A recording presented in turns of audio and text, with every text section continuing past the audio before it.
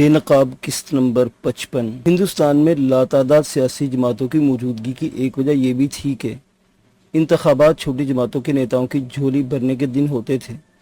وہ اخباری پروپیگنڈے کے ذریعے سیاسی میدان میں زندہ رہتے اور پھر انتخاب کے موقع پر دھونس، زبردستی، بلیک میلنگ کے ساتھ ساتھ ٹکٹوں کی تقسیم کے ذریعے الیکشن فنڈ کے نام پر لاکھوں روپے جمع کر لیتے۔ تم سے دوستی اپنی جگہ پراجا، جارج فرنانڈس نے پراجا پرشاد کو جواب دیتے ہوئے کہا، مگر اب تم سے دوستی نبھاتے یہ تو نہیں ہو سکتا کہ میں ان 2 ٹکے کے بلیک میلروں کے ذریعے اپنے سینئر ساتھیوں بلکہ اپنے بزرگ ساتھیوں کی بے عزتی ہوتی دیکھ کر بھی خاموش رہوں گا۔ جارج فرنانڈس بنیادی طور پر ایک مزدور رہنما تھا اور اس کی اصل قوت اس کی شعلہ بیانی تھی۔ مائی کے سامنے آ کر جب وہ بولنے پر آتا تو بولتا چلا جاتا، مگر اس طرح کہ جب وہ چاہتا تو روتا ہوا مجمع ہنسنے لگتا اور جب وہ چاہتا تو روتا ہوا مجمع قہقہے لگانے لگتا۔ اپنی سٹیج کی فنکاری کا ایک ادنا مظاہرہ وہ اس وقت بھی کر رہا تھا، مگر سب کچھ جاننے کے باوجود میں خاموش تھا۔ سب سے زیادہ قابل رحم حالت بیچارے براجا پرشاد کی ہو رہی تھی۔ اس کی سمجھ میں نہیں آ رہا تھا کہ وہ کیا کرے۔ اڈوانی تھپڑ کھانے کے بعد اب تک کچھ نہیں بولا تھا اور اس کا دوسرا سب سے بڑا حمایتی اس کی حمایت سے دستبردار ہونے کی بات کر رہا تھا۔ یہ تم نے اچھا نہیں کیا سکندر۔ آخرکار اڈوانی نے اپنی خاموشی ختم کرتے ہوئے کہا، اس کا فیصلہ تو بعد میں ہوگا کہ کیا اچھا ہوا اور کیا برا، مگر فی الوقت تو میرا مقصد تمہیں سبق دینے کے سوا اور کچھ نہیں تھا۔ میں نے اڈوانی کے چہرے پر ابھرنے والے نقشے کو دیکھ کر دھیرے دل میں خوش ہوتے ہوئے اسے جواب دیا، اور اس سے پہلے کہ وہ مزید کچھ کہتا، ڈی آئی جی صاحب کو مخاطب کرتے ہوئے میں بولا، آپ چلے ڈی آئی جی صاحب۔ اور ڈی آئی جی بھی خاموشی کے ساتھ آگے بڑھ گیا۔ میں امید کر رہا تھا کہ جارج فرنانڈس بھی میرے ساتھ ہی چلے گا، لیکن اس نے وہیں رک جانے کو ترجیح دی تھی۔ آپ کی آمد سے قبل یہ بہت بڑھ چڑھ کر آپ کے خلاف بول رہا تھا، ڈی آئی جی نے کچھ دور آنے کے بعد کہا۔ اجیت اور وجے بھی میرے پیچھے نہیں آئے تھے اور اس وقت راستے میں ہم دونوں تھے۔ میرے خلاف؟ میں نے حیرت سے پوچھا، میرا اس کیس سے کیا تعلق؟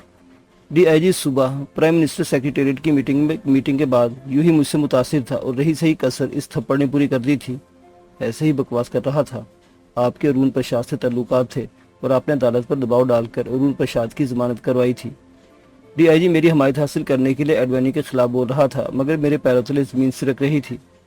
اڈوانی کو یہ کیسے معلوم ہوا کہ ارون پرشاد کی ضمانت میں کسی طور میرا ہاتھ ہے یا میرا نام استعمال کیا گیا ہے؟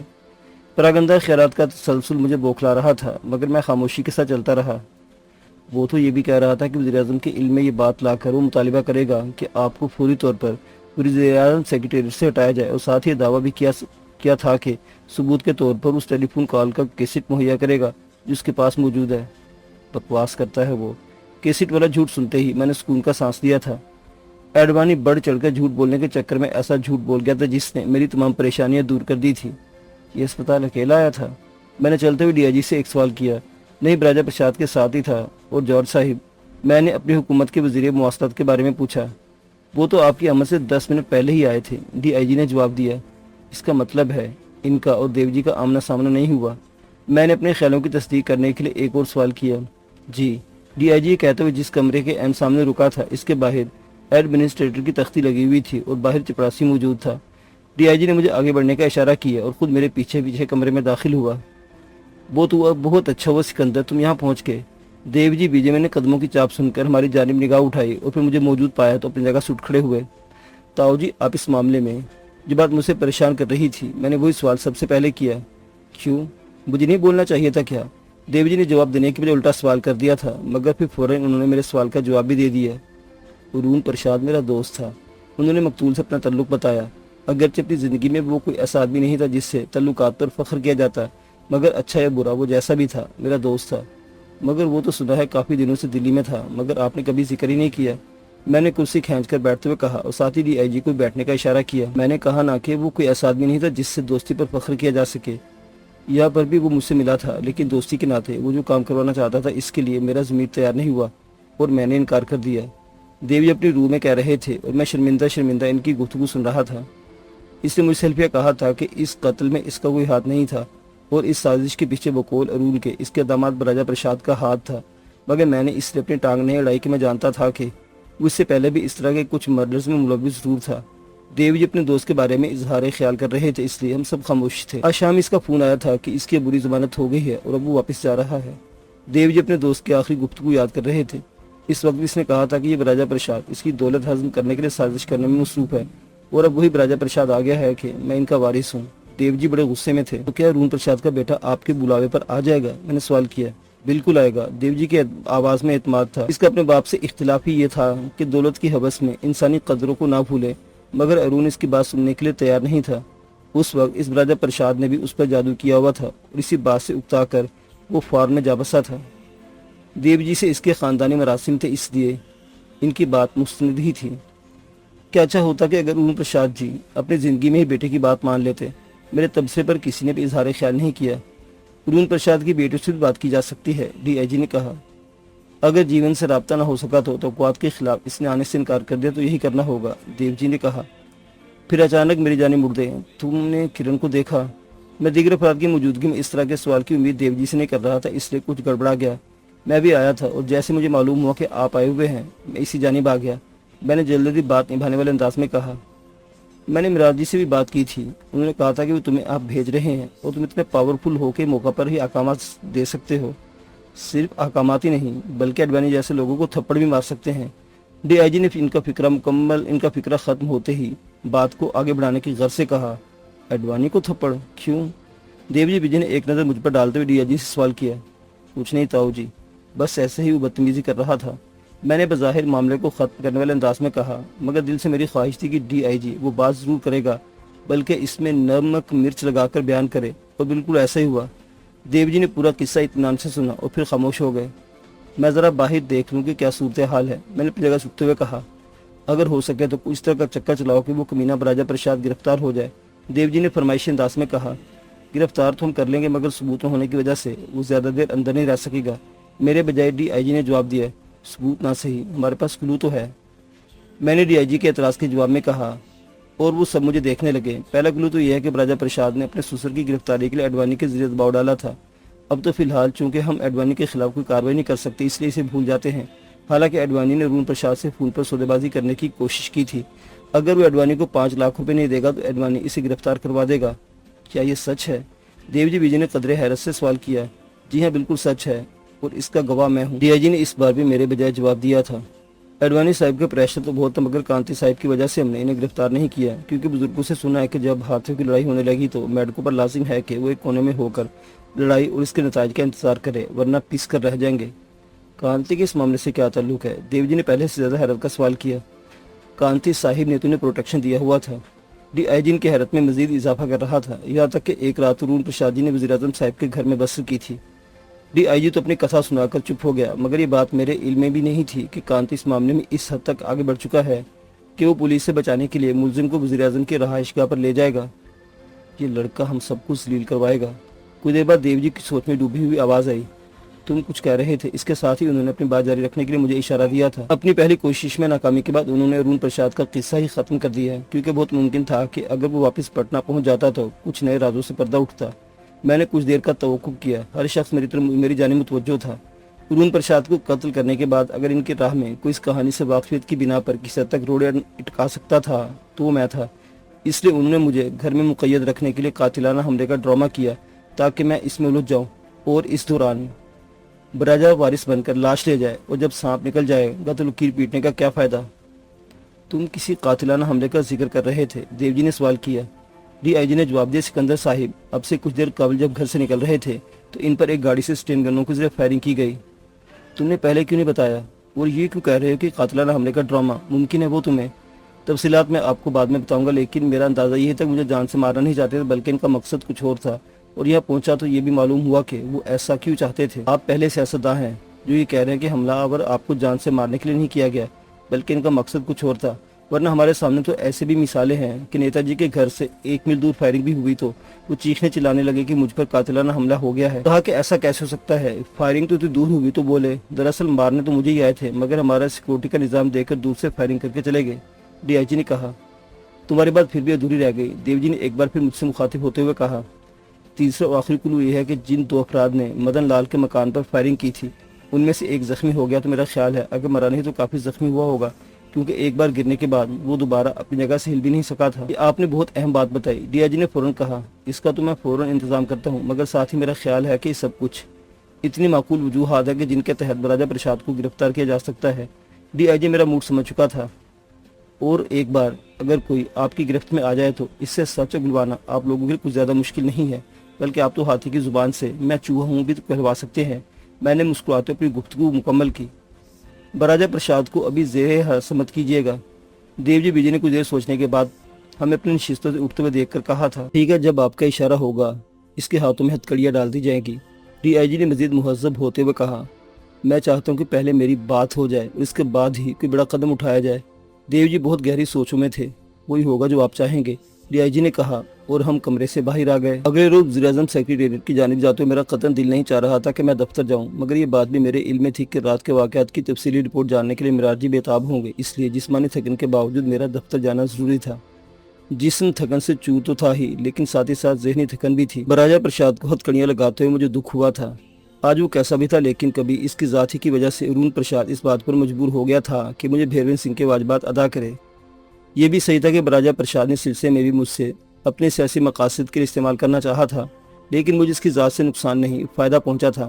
مگر یہ ماضی کا قصہ تھا۔ حال کی صورتحال یہ تھی کہ وہ اڈوانی کے زیر سایہ، اور میں چاہتا تھا کہ یہ پیغام ہر اس آدمی تک پہنچ جائے جس تک پہنچنا ضروری ہے کہ اڈوانی کسی بھی شخص کو پناہ دینے کے قابل نہیں ہے۔ یہ تمام باتیں تو اپنی جگہ تھیں، مگر دفتر جانے کی فوری وجہ کچھ اور تھی۔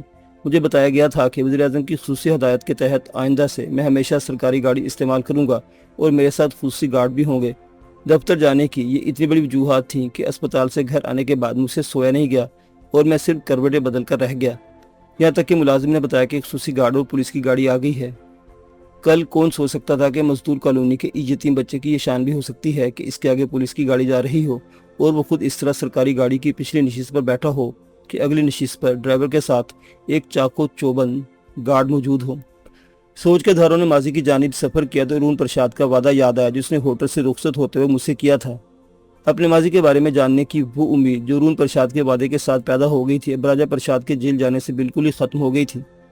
ارتقاء کی توجہ دلانے پر میرا دھیان اس طرف گیا تھا تو اب جی چاہنے لگا تھا کہ مجھے بھی معلوم ہو کہ میں کون ہوں، یا میرے ماضی میں کوئی ایسا گزرا ہے جس پر میں فخر کر سکوں، اور اگر نہیں تو کوئی تو ہو جو میرے بعد مجھ پر فخر کر سکے کہ ہمارے خاندان میں ایک ایسا بھی شخص گزرا ہے جو فرش سے اٹھ کر عرش کی بلندیوں کو چھو آیا تھا۔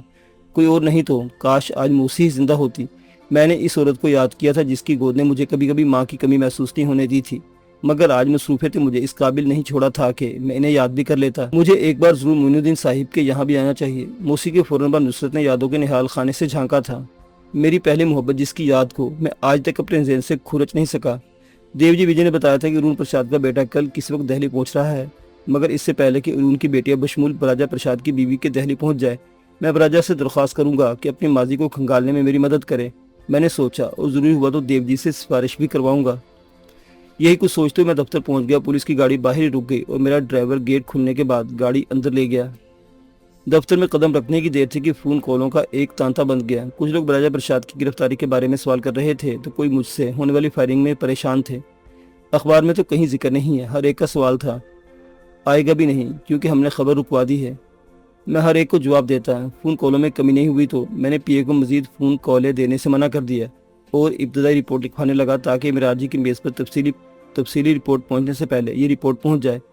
فوری توجہ کے مسائل کے لیے یہاں کا طریقہ کار یہی تھا۔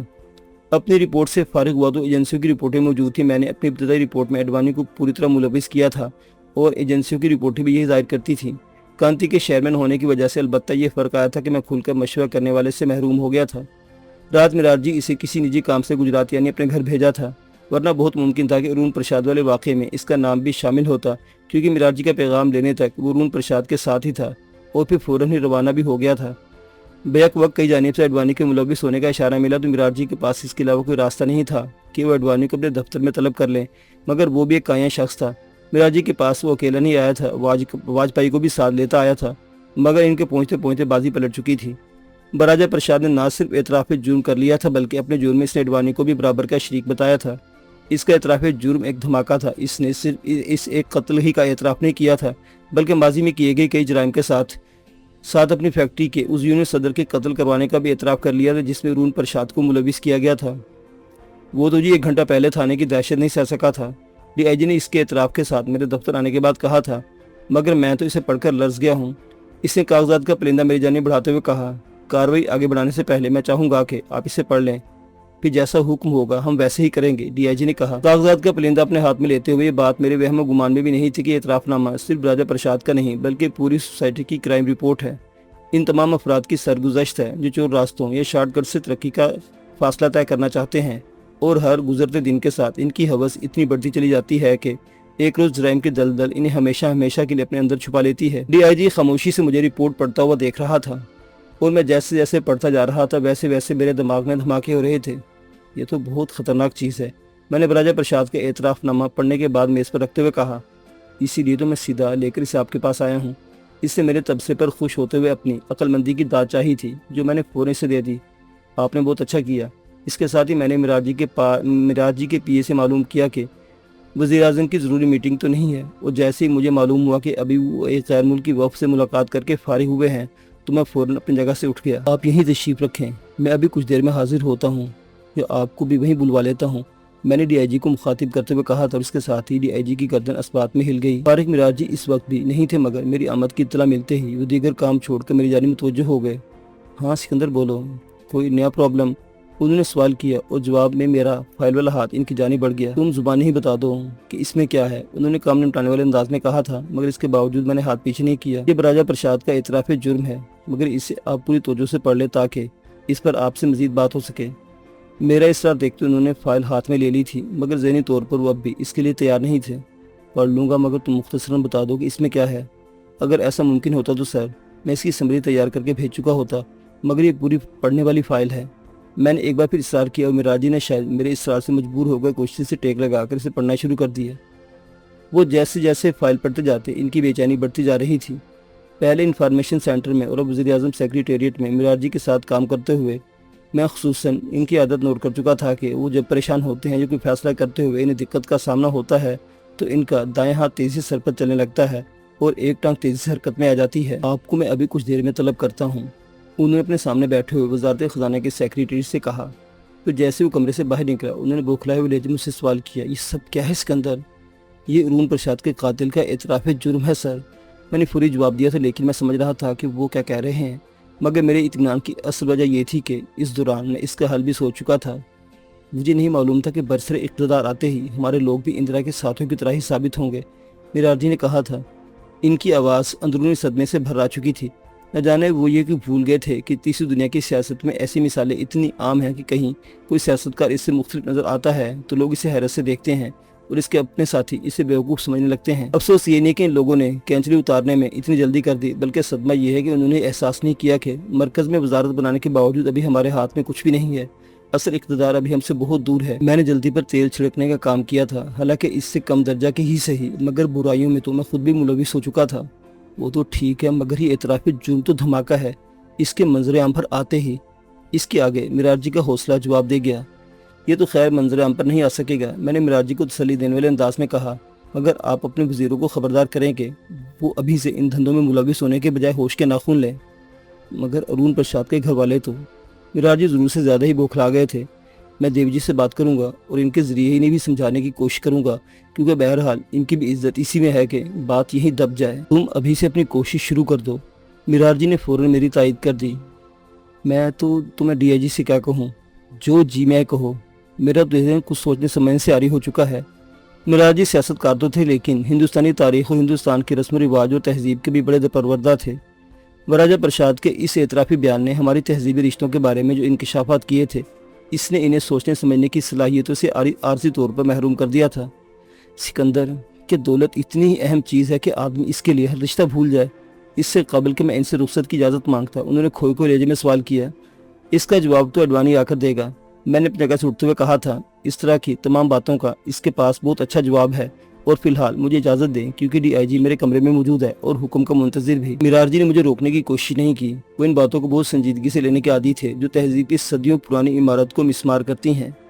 बहुत सी ऐसी बातें जो तरक्की करता हुआ ज़माना अपने साथ दिए हमारी ज़िंदगी में इस तरह शामिल हो जाता है कि हमें एहसास भी नहीं होता और ज़िंदगी की कदरें बदल जाती हैं।